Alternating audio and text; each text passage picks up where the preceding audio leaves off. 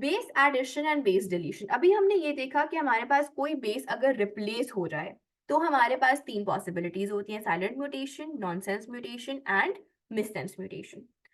अभी अब हम हमारे पास एक पूरी चेन है, उस चेन में हमने कोई बेस ऐड कर दी। अच्छा, बेस ऐड करना इज इक्विवेलेंट टू सेइंग हमने बेस इंसर्ट कर दी, तो बेस एडिशन को बेस इंसर्शन भी कहा जाता है। यह एक पूरी अच्छी खासी चेन थी, मैंने उसमें से एक अमीनो एसिड निकाल दिया, बेस डिलीशन हो गई। So base addition and base deletion is basically addition or removal of one or more nucleotide. अच्छा, हमने बेस ऐड कर दी, बेस डिलीट कर दी, इससे क्या होगा? This may lead to frame shift mutation. Frame shift mutation क्या है? हमारे पास एक फोटो फ्रेम हम इमेजिन कर लेते हैं। हम फोटो फ्रेम को अगर इमेजिन कर रहे हैं, फोटोग्राफी में हम कोई कैमरे का फ्रेम सेट कर रहे हैं, तो होता क्या, हम डिफरेंट डिफरेंट एंगल्स पे, डिफरेंट डिफरेंट पोजिशन पे अपना कैमरे को सेट करके फ्रेम देखते हैं ना कि कब सबसे अच्छा फ्रेम किस में आ रहा है। अब क्या आपके पास एक नॉर्मल चेन है, this is your normal chain, ठीक है। अब इस चेन में मैं कोई चीज ऐड कर दूं, जैसे कि मैंने यहाँ पर ऐड कर दी, तो मैंने जो मेरा फ्रेम था, वो फ्रेम मेरा ओरिजिनली ये था। फ्रेम क्या होता है? एक इनक्लोज्ड बाउंड्री, राइट। मेरे पास एक ऑलरेडी एग्जिस्टिंग फ्रेम था, उसमें मैंने एक और चीज ऐड कर दी, तो वो फ्रेम शिफ्ट हो गया। यानी मैंने डिस्टेंस बढ़ा दिया या डिस्टेंस कम कर दिया, नंबर ऑफ बेसिस बढ़ा दिए या नंबर ऑफ बेसिस कम कर दिए। तो या तो मेरा जो फ्रेम है वो ज्यादा की तरफ शिफ्ट हो जाएगा, यानी एक इंक्रीज आ जाएगा, इसलिए मेरा फ्रेम शिफ्ट हो गया, या फिर मेरा फ्रेम छोटा हो जाएगा, एक डिक्रीज की तरफ वो शिफ्ट हो जाएगा।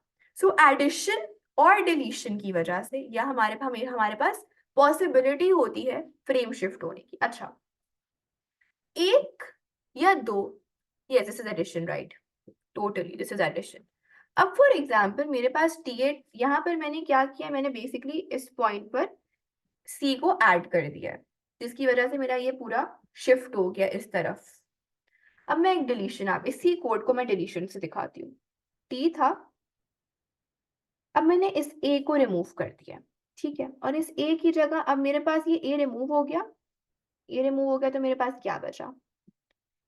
T, T, T, this T is coming from here, then G, G, C, then TAG, then I have TAC, and फिर मेरे पास एक AT बच रहा है। ये मैंने क्या कर दिया, मैंने इस बेसिकली A को यहाँ से रिमूव कर दिया, तो मेरे पास इस तरह से फ्रेम शिफ्ट हो गया, correct. This is deletion, this is addition.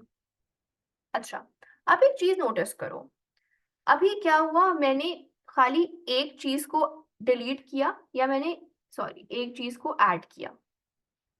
मैं इसी तरह से दो को अगर ऐड या सब्ट्रैक्ट करूंगी तब भी शायद मसला हो। लेकिन यूजुअली क्या होता है, अगर मैं 3 न्यूक्लियोटाइड्स को ऐड करूं या 3 न्यूक्लियोटाइड्स को रिमूव कर दूं, या मैं किसी भी मल्टीपल ऑफ 3 को ऐड या रिमूव कर दूं, तो एक पॉसिबिलिटी होती है कि हमारे पास फ्रेम शिफ्ट म्यूटेशन ना हो। क्यों? क्योंकि हमारे पास जेनेटिक कोड क्या है? It is a triplet code. What is it? It is a triplet code basically. तो हमारे पास हर दफा जरूरी नहीं है कि हमारे पास अगर कोई बेस ऐड हो रही है या कोई बेस सब्ट्रैक्ट हो रही है या मेरे पास कोई म्यूटेशन, हर म्यूटेशन चेंज की तरफ चीजों को नहीं लेके जाती। बट अगर मैं फॉर एग्जाम्पल एक पूरा ट्रिपलेट ऐड कर दूं या मैं पूरा एक ट्रिपलेट को रिमूव कर दूं, तो मैंने कोई डिस्टर्बेंस नहीं की। अब देखो हुआ क्या था, हुआ ये था कि मेरे पास दो बच रहे थे अकेले। हमारे पास जेनेटिक कोड ट्रिपलेट कोड होता है, ड्यूपलेट कोड नहीं होता। तो ये दो बच रहे हैं, तो ये एक प्रॉब्लम है। यहाँ पर एक अकेला बच रहा है। तो यूजुअली क्या होता है, अगर हम एक 3 या मल्टीपल ऑफ 3 न्यूक्लियोटाइड्स को ऐड कर दें या 3 या मल्टीपल ऑफ 3 न्यूक्लियोटाइड्स को सब्ट्रैक्ट कर दें, तो हमारे पास होता यह है कि म्यूटेशन का कोई इफेक्ट इस तरह से नहीं होता। अच्छा, तो ये हमारे पास फ्रेम शिफ्ट म्यूटेशन होती है। और हमेशा म्यूटेशन याद रखिएगा, जरूरी नहीं है कि हर म्यूटेशन का कोई चेंज या कोई इफेक्ट हो। कुछ म्यूटेशन हमारे पास साइलेंट होती हैं। What is frame shift mutation? जल्दी से डेफिनेशन पढ़ लेते हैं। Frame shift mutation is a gene mutation caused by insertion, जिसको आप एडिशन भी कह सकते हो, or deletion of one or more nucleotides resulting in the incorrect reading of the sequence of triplets in the genetic code। अब देखो incorrect reading कैसा है। हमने यहाँ पर सिर्फ एक सी को ऐड किया था, इस सी के ऐड करने की वजह से हमारा पूरा जो सीक्वेंस है वो सीक्वेंस आउट हो गया, फ्रेम शिफ्ट हो गया हमारा। अब इस फ्रेम शिफ्ट होने की वजह से क्या हुआ, हमारे पास ये चीज कोड होनी थी, इसकी जगह पर हमारे पास सीरीन कोड हो गया। ये चीज कोड होनी थी, इसकी जगह पर हमारे पास एलेनिन कोड हो गया। ये चीज को वेलिन कोड होना था, अगेन सीरीन कोड हो गया। This was to be coded, this is coded. हमारे पास सिर्फ एक एडिशन की वजह से ये सी हमारे पास ऐड हो रहा है यहाँ पर। सिर्फ इस एक एडिशन की वजह से हमारे पास सारी जो रीडिंग है ना वो आउट हो गई, वो इनकरेक्ट हो गई। So this is basically your frame shift mutation. Is this clear? Okay, this is the last part for today's class and for this chapter as well. Sickle cell anemia. Sickle cell anaemia एक हमारे पास inherited disorder होता है, genetic disorder होता है, ठीक है। और ये एक ऐसा डिसऑर्डर है जो कि किसकी वजह से होता है, बेस सब्स्टिट्यूशन की वजह से होता है। और अभी आपको अगर अभी भी कोई इनकरेक्ट या सॉरी अगर भी कोई आपको डिसक्लैरिटी है in the idea of missense and nonsense, तो अभी आपको समझ आ जाएगा, बिकॉज जो सिकल सेल एनीमिया है it is a classic case of missense mutation. अच्छा, एक ऐसा क्वेश्चन है जो शायद आप आंसर कर सको because of your prior O levels knowledge. हमारे पास होता क्या है, हमारे पास होमोजाइगस डोमिनेंट, हेट्रोजाइगस और होमोजाइगस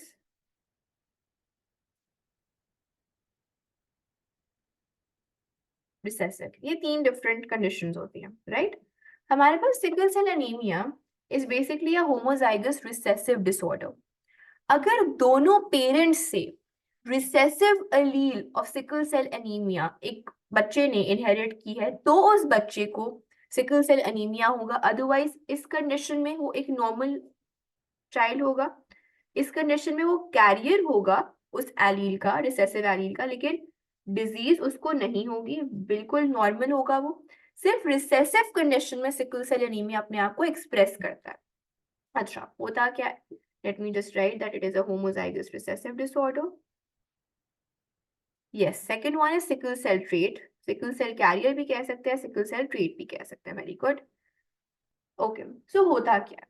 होता बेसिकली ये है कि हमारे पास सिकल सेल की एक हमारे पास बेसिकली होती हैं आरबीसीज, राइट?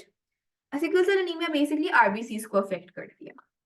आरबीसीज में क्या होता है, हमारे पास आरबीसीज में मेजरली एक जो हमें एक चीज नजर आती है वो हमारे पास हीमोग्लोबिन नजर आता है। Hemoglobin is something that we've studied in the chapter of biological molecules और हमने कहा था that hemoglobin is made up of 4 polypeptide chains और उनमें से 2 अल्फा ग्लोबिन्स होती हैं, 2 हमारे पास बीटा ग्लोबिन्स होती हैं। बीटा ग्लोबिन्स को इसको चेन भी कह सकते हैं, ग्लोबिन्स की बजाय आप चेन बुला सकते हो, beta chain and alpha chain. 2 alpha chain होती हैं, 2 बीटा चेन होती हैं। हमारे पास ये जो डिसऑर्डर है ना वो बीटा ग्लोबिन चेन की वजह से होता है। हमारे पास जो बीटा ग्लोबिन चेन होती है ऑब्वियसली उसको एक जीन कोड करी होगी। वाई? बिकॉज हमारे पास जो ग्लोबिन्स होते हैं वो बेसिकली हमारे पास प्रोटीन्स होते हैं, ठीक है। हमारे पास haemoglobin is a protein structure. Protein को क्या चीज बना रही होती है, पॉलीपेप्टाइड बना रहा होता है, राइट? पॉलीपेप्टाइड किस चीज से बन रहा होता है, पूरा प्रोटीन सिंथेसिस की प्रोसेस से बन रहा होता है। यानी डीएनए के जो कोड्स हैं वो एमआरएनए में चेंज होते हैं, एमआरएनए फिर जाता है राइबोसोम पे और ट्रांसलेट होकर पॉलीपेप्टाइड चेन बन रही होती है। अगर म्यूटेशन डीएनए पर हो जाए of the haemoglobin beta globin chain, जो भी चेन रिस्पॉन्सिबल है, सॉरी जो भी जीन रिस्पॉन्सिबल है to produce the beta globin chain, वो जीन में अगर म्यूटेशन हो जाए, किस तरह से वो भी हम डिस्कस करते हैं, तो उसकी वजह से हमारे पास एक गलत स्ट्रक्चर बन सकता है। किसका? हमारे बीटा ग्लोबिन चेन का। सो बीटा ग्लोबिन की 2 हमारे पास पॉसिबिलिटीज होती है, डोमिनेंट एलील होती है और रिसेसिव एलील होती है, या आप कह लो नॉर्मल एलील होती है और हमारे पास अब नॉर्मल एलील होती है। जो नॉर्मल एलील होती है उसको हम ऐसे शो करते हैं, जो कि हमारे पास नॉर्मल और डोमिनेंट होती है।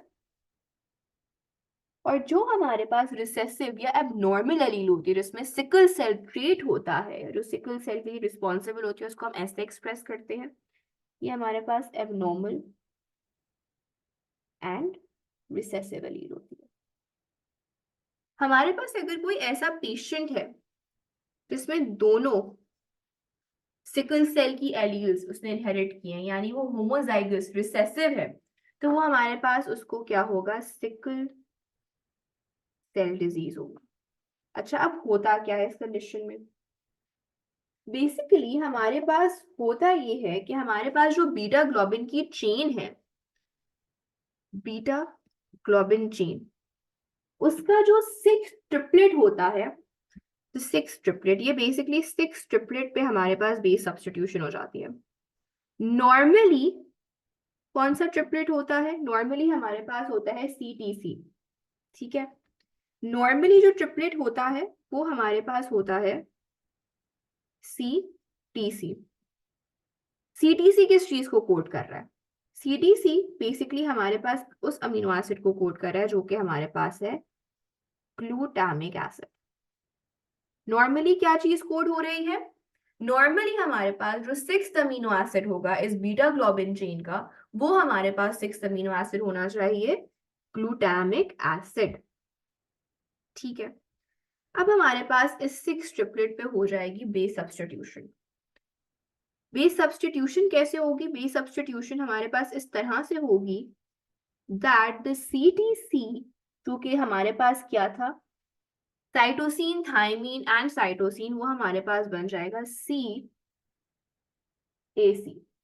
वो बेसिकली CAC हो जाएगा। हमारे पास thymine is substituted for an adenine. अब ये जो हमारे पास एडेनिन ये सब्स्टिट्यूट कर लिया है, थायमीन था, थायमीन की जगह हमारे पास एडेनिन आ गया। This adenine codes for a different amino acid which is valine. ठीक है, अब हमारे पास प्रॉब्लम क्या है? एक तो प्रॉब्लम यह है कि ओरिजिनली सिक्स अमीनो एसिड हमारे पास ग्लूटामिक एसिड होना चाहिए था, लेकिन due to this base substitution glutamic acid के बजाय हमारे पास वेलिन कोड हो रहा है। ये क्या हुई? मिससेंस हो गई। सिक्स अमीनो एसिड कोड हो रहा है, हमारे राइबोसोम्स को समझ आ गई कि एक सिक्स अमीनो एसिड इस पॉलीपेप्टाइड चेन का पार्ट होगा, लेकिन उन्होंने गलत अमीनो एसिड को कोड कर दिया, इनकरेक्ट रीडिंग हो गई। करेक्ट? तो हमारे पास ग्लूटामिक एसिड कोड होना चाहिए था, मगर ग्लूटामिक एसिड के बजाय वेलिन कोड हो गया। This is a classic case of a missense mutation. बिल्कुल कंप्लीट हमारे पास चेन बनेगी बीटा ग्लोबिन की, लेकिन उस कंप्लीट पॉलीपेप्टाइड चेन में एक ऐसा अमीनो एसिड एग्जिस्ट करता है जिसको एग्जिस्ट नहीं करना चाहिए था।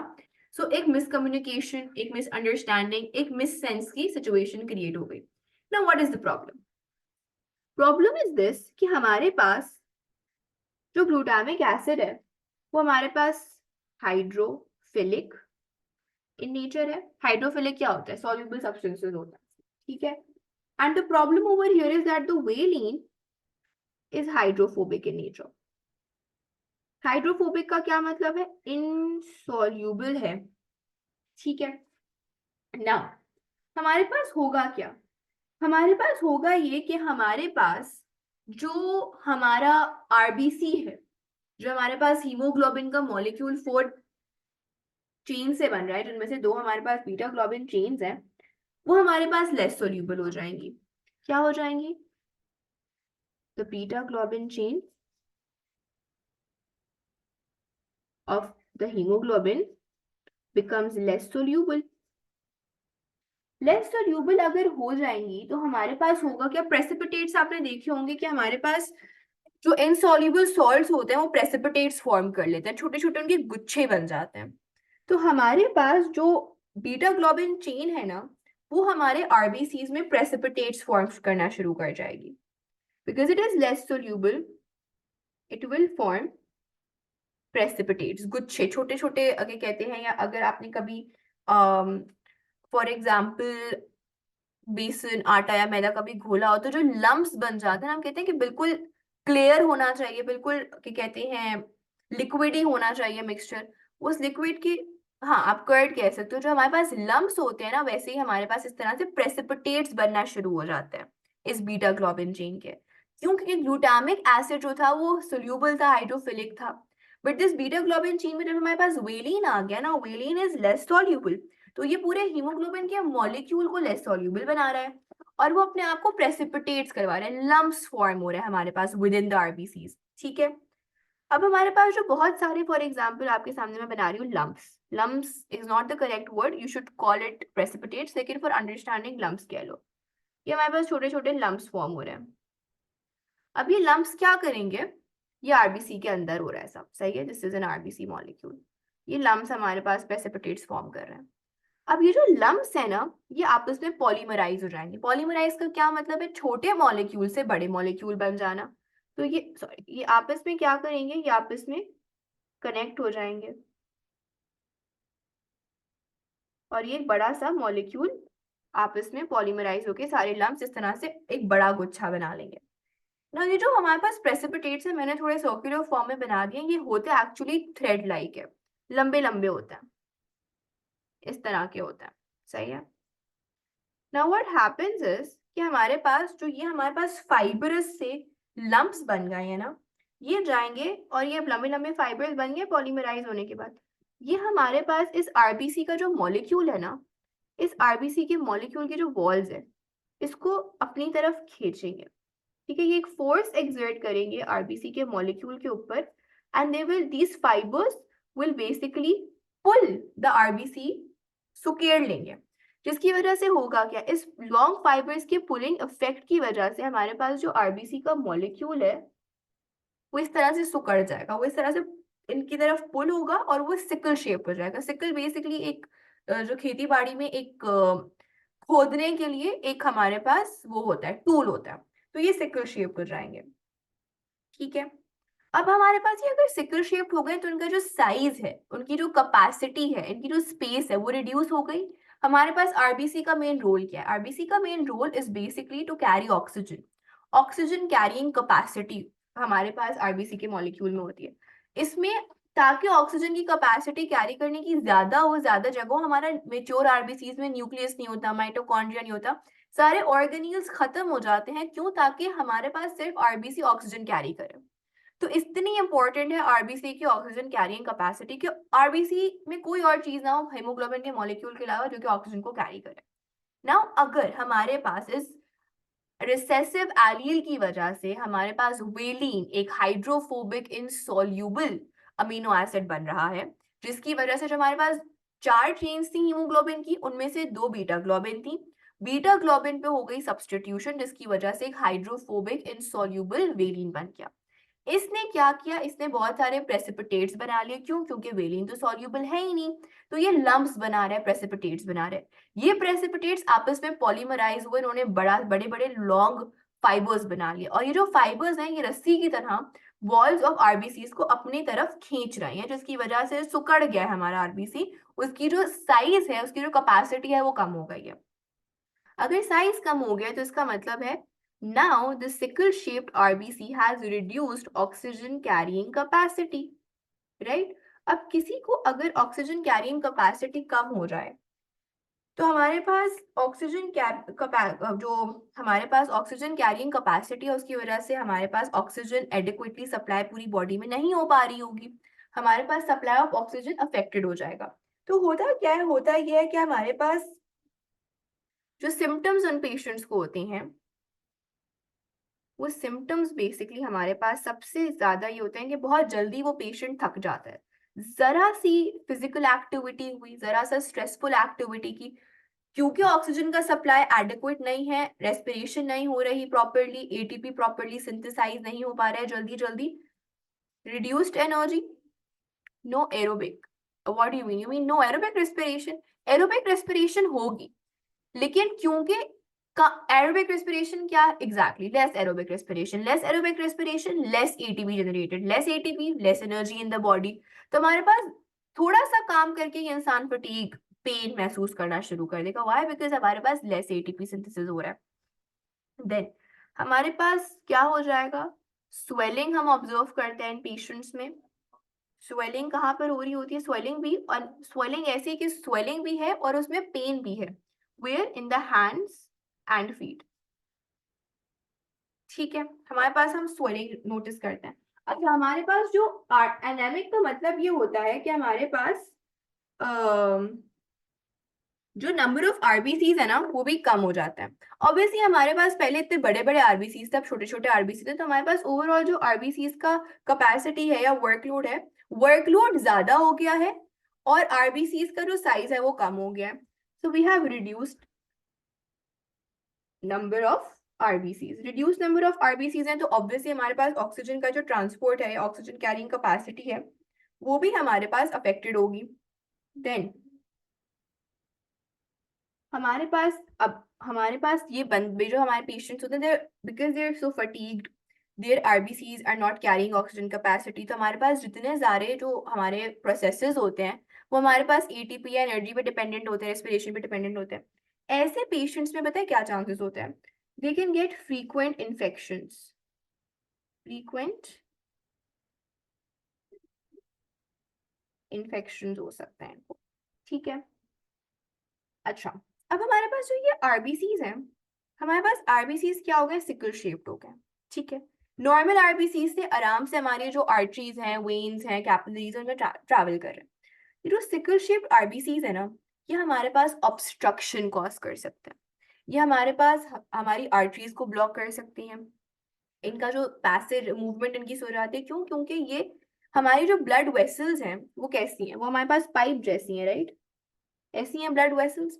इन ब्लड वेसल्स में इस तरह के आरबीसीज तो आराम से ट्रैवल कर लेंगे, राइट?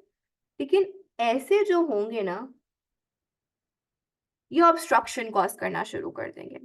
तो अब ऑब्स्ट्रक्शन हो रही है हमारी ब्लड वेसल्स में, these RBCs are basically causing obstruction, sickle cell RBCs are causing obstruction in our blood vessels। अब obstruction होती है तो आपको पता होगा कि जब भी हमारे पास obstruction होगी, हमारे पास blood properly किसी point पे या किसी टिश्यू में पहुंच नहीं रहा होगा, तो हमारे पास severe cases में stroke या heart attack के भी chances हो सकते हैं।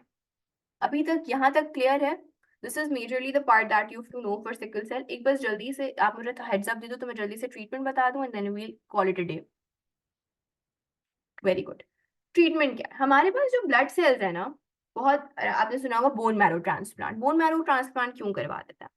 बोन मैरो में हमारे पास होते हैं स्टेम सेल्स, और ये जो स्टेम सेल्स होते हैं, यही stem cells divide and differentiate कर रहे होते हैं। ये पूरा एक टॉपिक है जो हमने पिछले माइटोटिक सेल साइकिल में कवर किया था, डिफरेंशिएशन का। But because you joined us late तो मैं जल्दी से ओवरव्यू दे देती हूँ।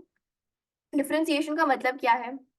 डिफरेंशिएशन का मतलब है एक सेल है, वो किसी और सेल में स्पेशलाइज हो गया।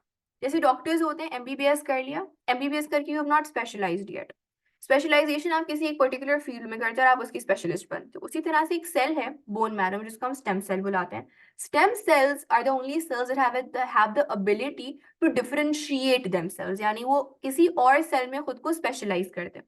तो हमारे पास जितने भी ब्लड सेल्स हैं ना, वो कहाँ से आ रहे होते हैं? वो बोन मैरो में प्रोड्यूस हो रहे होते हैं बाय द स्टेम सेल्स, ठीक है। हमारे पास stem cells sickle shaped RBCs produce कर रहे हैं। स्टेम सेल्स जो बोन मैरो के हैं वो ही एक गलत फॉर्म ऑफ आरबीसी फॉर्म कर रहे हैं because of this mutation, because of this hereditary condition.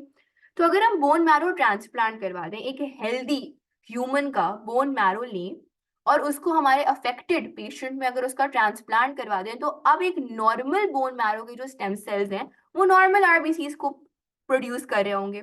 तो इस हमारे पास जो डेफिनेटिव ट्रीटमेंट है, जो हमारे पास सॉलिड ट्रीटमेंट है, वो खाली एक ही है, that is bone marrow transplant. बाकी हम इसको कंट्रोल कर सकते हैं बाय एंटीबायोटिक्स दे दी कि हमारे पास एंटीबायोटिक्स इंश्योर करी हैं कि हमारा जो कंडीशन है वो अच्छे से रहे। फिर हम वैक्सीनेशन लगा सकते हैं, क्यों? क्योंकि फ्रीक्वेंट इन्फेक्शन के चांसेस हैं, तो वो इन्फेक्शन ना हो उसके लिए हम प्रॉपरली वैक्सीनेशन दे सकते हैं। फिर क्योंकि इन पेशेंट्स को स्वेलिंग और पेन बहुत ज्यादा होते हैं, तो इनके स्वेलिंग और पेन को लेसन डाउन करने के लिए, उसको रिड्यूस करने के लिए हम उनको वो दे सकते हैं, क्या कहते हैं, पेन किलर्स दे सकते हैं, सच एज एनाल्जेसिक्स उनको दे दी।